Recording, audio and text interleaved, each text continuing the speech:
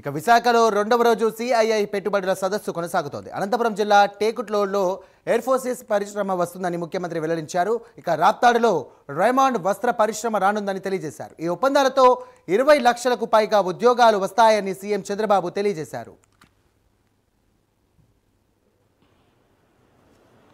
Raymond group Shri Gautam Maini గారు, independent director Raymond group Narasimhamurthy గారు, head corporate development Raymond group Jatin Kannan గారు, and invitees and friends. Good morning to all of you. Today we are having 3 important MOUs now, inauguration, foundation laying now today. Raymond's Group, they are starting 3 projects. Investment about 1201 crores. The first project including an apparel manufacturing park in Raptadu for an investment of 497.67 crores. The employment that will be created is 1,575 jobs. A high job manufacturing sector will only create an employment for more such textile industries to invest here. Always Raymond is known for that.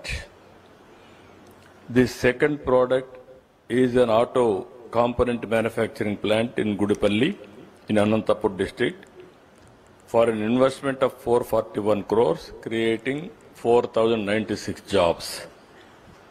Already Kia Motor plant is located in that vicinity. It is next to that. Third project is an aerospace component manufacturing plant worth about 262 crores, capable of creating 900 jobs in Tekulodu in Anantapur district. This will all put together 1202 crores, 6,500 jobs. We have promised that we will provide 20 lakh jobs.